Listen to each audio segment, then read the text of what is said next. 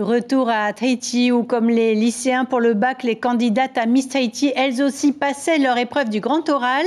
Éloquence, répartie et authenticité étaient évaluées aujourd'hui. La dernière étape avant la soirée d'élection qui compte pour 40% de la note finale.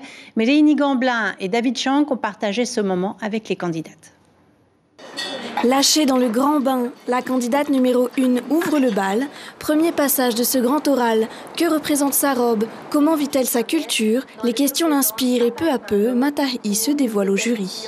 Avant d'entrer dans la salle, je ne ressentais pas de stress, mais c'est qu'au moment de m'asseoir et de voir tous les jurys me regarder. Et maintenant, le stress est tombé. J'ai bien répondu aux questions, j'espère, en tout cas pour moi. Et j'ai bien vécu l'expérience de l'oral. En coulisses, les autres Miss attendent leur tour. L'accompagnement de leur chaperonne est précieux et elles prennent leur rôle particulièrement à cœur, à l'image de Tepo. La veille, j'ai préparé un sac avec énormément d'affaires, une trousse de secours au cas où elle se blesse, des pulls, des chaussettes, des parios au cas où elle a froid. L'avoir aujourd'hui là avec moi, ça me permet de moins stresser, d'être un peu plus calme et puis avec les bonnes vibrations qu'elle a, ça me permet d'être bien avant de passer l'oral. On révise comme on peut, car les questions sont diverses sur l'actualité, la personnalité ou encore la culture. Et évidemment, l'apparence compte aussi.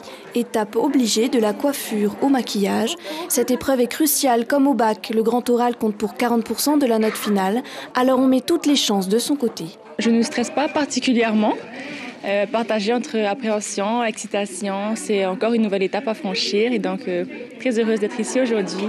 Donc j'ai emmené mon kala, mais surtout je m'entraîne pour l'oral parce que j'ai essayé de chanter une chanson en tahitien. C'est surtout pour ma grand-mère qui est à Makatea, donc elle ne peut pas être près de moi aujourd'hui. Je sais qu'elle en avait très envie.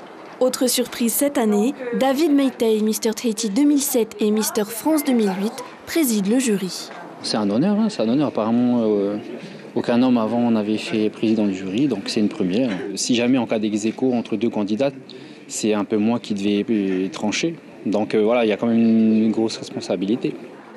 Qui succédera donc à Herinui Tuheava? Réponse lors de l'élection le 23 juin prochain. L'information en continu sur Polynésie la première, Internet et réseaux sociaux.